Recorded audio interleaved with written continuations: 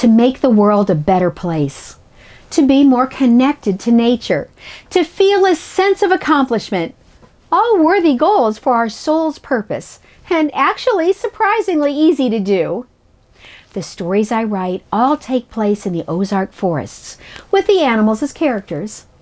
What better way to make a positive impact on the wildlife I hold so dear than to highlight the Wildlife Rehabilitation Clinic? I visited the clinic this July and spoke with Astor, the facility's director. The team of volunteers here raises orphaned wildlife until they can be released back into the forest. The raccoons are especially playful and are given a wide variety of play toys that they can change regularly. They feed, vaccinate, and care for, on average, 30 raccoons at any given time throughout the spring and summer.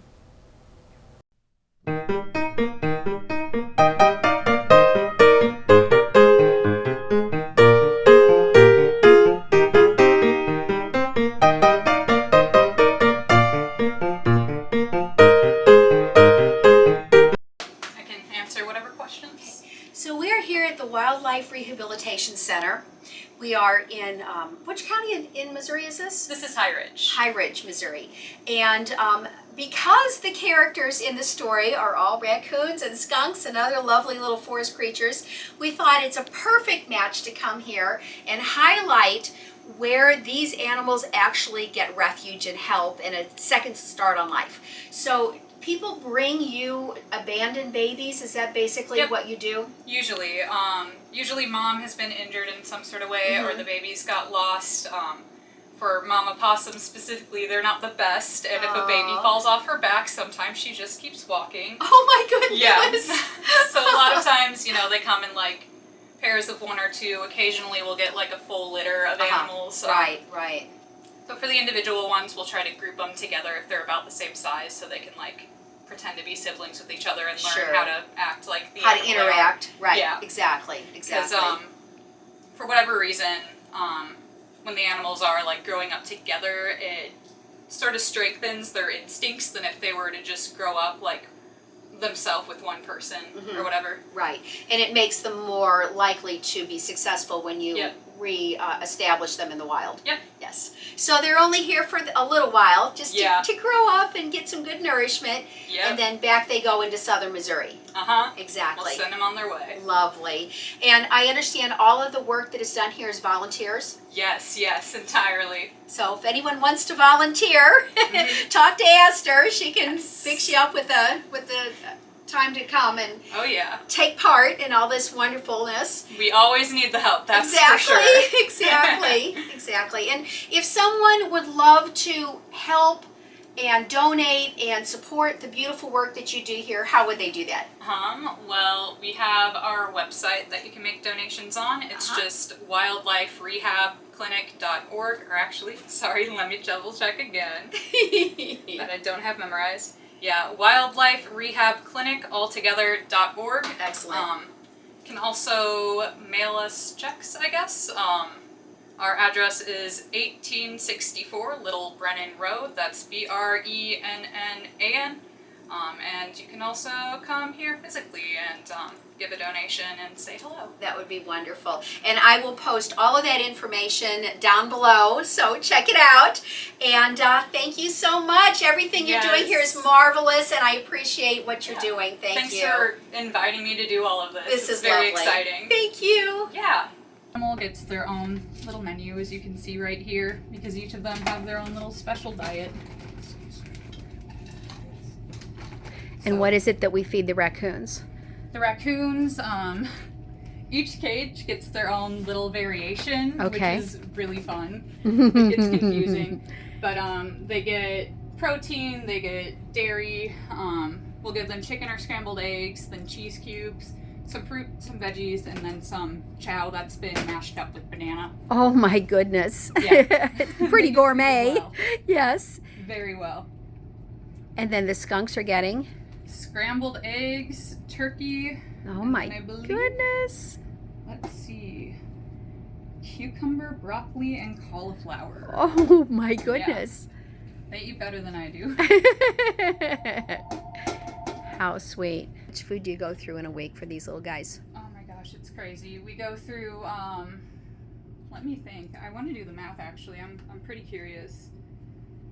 I know we're going through eggs and bananas like crazy right now. Let's see. Every day we use 18 eggs. So 18 times 7, 126 eggs a week. Oh my goodness. And eggs are expensive right now. Oh yeah. Oh my goodness. And then, yeah, we also go through a bunch of chicken because at night, the skunks need, let's see. Yeah, it says 5 chicken thighs. Wow. So chicken and eggs are the most. And you have how many skunks right now? We have 7 skunks right now. Now, was that one litter or did you get them from various litters? I think one of them, if I remember right, came in like a group of 5, and then there were some that just came in by themselves. And fun fact, there are actually 2 different species of skunk in Missouri. Really? The one that you're used to seeing, and then there are also spotted skunks. Oh. They look pretty similar, but they'll have more white on them and like some white patches. Oh my goodness. And they also do handstands when they spray. Oh, I hope to never see it. Yeah. You'll probably see them do their little stomp at you though. Oh. Now, at what age did they start spraying? They start spraying pretty young. I'm not sure when exactly, but yeah, they can spray right now for sure. Oh my goodness. There's a bit of a risk, but it's about half the cup. They usually don't spray unless they get really startled. Sure. They can only spray once a day, so they try not to waste it. Right. It is self-defense. Yes. Mm-hmm. Well, this looks like quite the gourmet concoction you're coming up with here. Oh yeah, delicious. Delicious for a skunk. Let's see. Now I need some frozen vegetables for them. How long do you generally keep the animals here before you re-release into the wild? It's based off of weight a lot of times. Once they get to a certain size, we're able to release them, and it's different for each animal. I know the possums that we have are going to be released soon. I'm pretty sure they're about the size, and I think our first cage of raccoons is starting to get there. Yeah. And you said you take them somewhere far, far south in Missouri? Oh, yeah. Yes. Yeah. Since they get so used to being around people here, we want to make sure they're not interacting with people once they're released. Sure. It's just safer that way. Yeah, they get to go in this, it's like this giant old abandoned barn that has like broken down cars and stuff in it. And, like the loft, we have the whole thing covered in hay up there. So yeah, So you actually have a facility set up for them? Well, not really a facility. It's just some guy who has a barn. He's There you go. There you go. Yeah, and it's like a huge playground for them. Nice. And we'll leave them with food and everything. That's nice.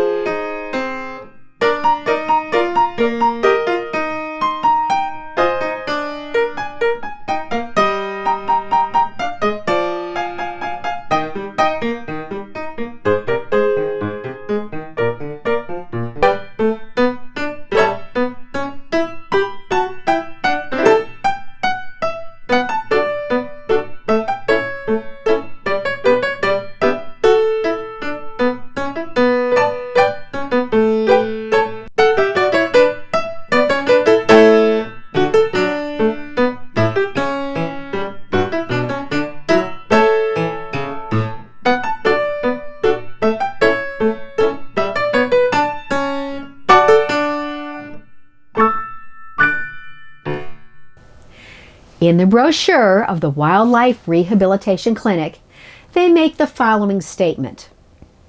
We believe that all life possesses inherent value, and that human life is enriched by sharing its habitat with wildlife. And to that I say, me too. Please consider sending a donation to help care for these precious little ones.